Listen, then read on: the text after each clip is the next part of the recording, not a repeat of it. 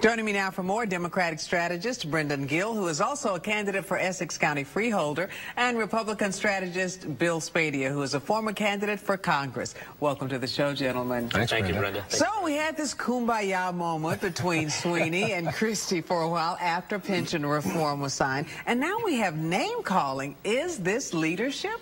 It's amazing. I think it's actually, I think the Senate president's comments were embarrassing. They were embarrassing to himself, to his party. And I think when you think back to the compromise that they had over pension benefits and health care reform, it seems that the Senate president was not being sincere with the voters and not being sincere with the Republicans when he said, when he went into this saying that we have to do it because we can't afford it. Now he comes around and is fighting like anything to get $1 billion put back into the state budget. Unbelievable. Bill, I have to disagree. I think if anyone should be embarrassed, it should be the governor, based on the cuts that he made. What the Senate president said that his remarks might have been over the top. You know, there's no question. And listen, he didn't apologize, and I don't think he had to apologize because he was expressing the anger that a lot of constituencies in this state and the middle-class taxpayer in this state felt following the cuts that the governor instituted in the budget. The budget was a fair, balanced budget that the Democrats proposed. The revenue was there to pay for it. If the governor had supported the millionaire's tax, the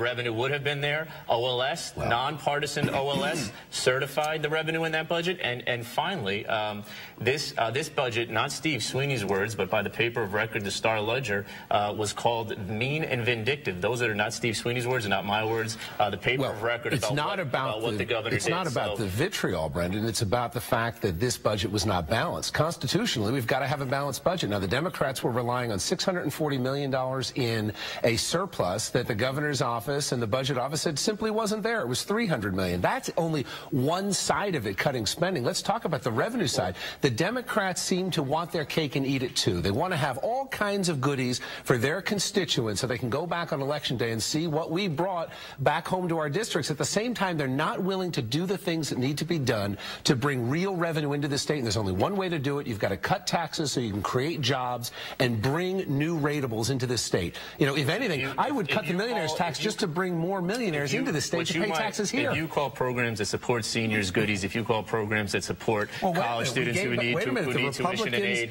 if you call programs that support police officers on the street goodies, I call those essential programs that we need for the state. I wouldn't call those goodies. I wouldn't call those goodies, Bill, and I think it's I think it's disingenuous. It's not true. I think it's disingenuous. Let's talk millionaires tax. But wait, but these are add-ons, Brendan. But these are add-ons. You know, the Democrats had the opportunity before the line item veto, which they knew about, to compromise with the governor and put something in that was less than $30 billion that would have given us a balanced budget. Line item veto again. That is not a done deal yet, right? I mean, in terms of the line item veto. Well, there were 50 line items that he went through and vetoed. They'd need to do this 50 times over, and I just I think it's smart politics. I'm actually glad, Bill, to see that you're talking about the substance of the decisions rather than just the rhetoric, because I do agree we need to get past this rhetoric and talk about the substance of those decisions. And I think there's a fundamental disagreement about the priorities that the governor has and that the priorities that the rest of the residents of the state have. And I think that's where you're seeing this anger come from. This anger is coming from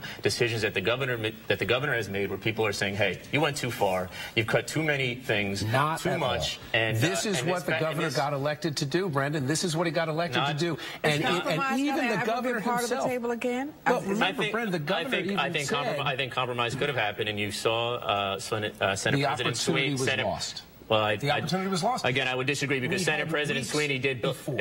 Senate President Sweeney did absolutely compromise with the governor on pension and health, and the governor in no way returned that favor, so to speak. And dealing with this pension reform bills talks. Should he have used that as a bargaining chip? I think they had the opportunity to come together with a joint budget that was less than $30 billion, which the governor proposed, and he said, as long as we can get our spending under under control and get our revenue up, we can put back a lot of things that the Democrats want to give to their constituents. So when we say goodies, remember something, Brendan, we're talking about add-ons. We're not taking food off the table. You're talking about $50 million in higher education grants. Let's face it. What we do know is that there was no communication between the governor and the Senate president for close to 2 days. But you did mention revenue. What about that millionaire's tax? Well, I mean, from my standpoint, and I think from an economic standpoint, looking at how do you increase the revenue side of the state's balance sheet, the only way to do it is... How do you balance it? Well, you've got to...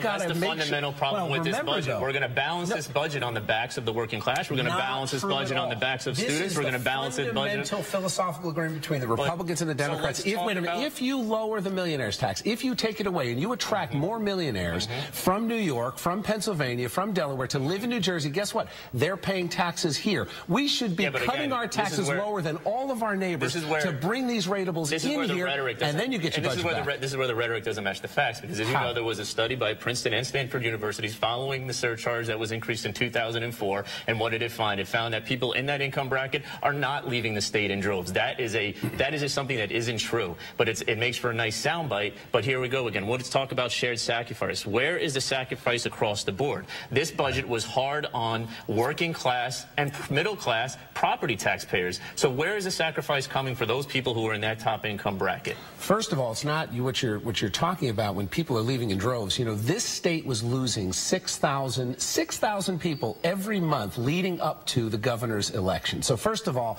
I don't care what study you point to, the facts remain that. Not only that, we've lost a congressional seat in the new redistricting. We've lost so many people. So wait a minute, what are we talking about? Do you think the hearings are really going to solve anything? Political posturing. That's all. That's more theater? Absolutely. Well, I think it depends. The Senate has agreed to take votes on each of these cuts, veto votes on Monday. You know, it's yet to be seen whether members of the Republican Party can think for themselves. Well, you know, if they will have to. Posturing. What the Senate president has done, and others in the Assembly and the Senate have done is, wait a minute, Brendan, they've turned this battle into a discussion of whether or not the Republicans want to come to the table for something that the Democrats propose, knowing full well that they had an opportunity to compromise with the governor and submit a budget that was less than $30 billion. What the Senate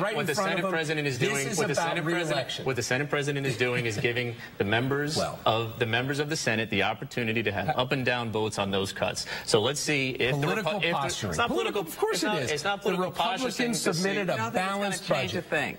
No, not at all, and it shouldn't, because the governor's cuts are sound. They make sense. He brought the budget under $30 billion. He did the right thing. It's a vote at the bare minimum. It's a vote of conscience, and that is important. So they have failed to convince the voters. They failed to convince anybody on the other side of the aisle. So now we're going to sit back and posture again and take this high moral stance on it. Very much. Next, what impact could the state budget have on the November elections? We talked to one state Senate candidate for New Jersey Now. Continues. Stay tuned.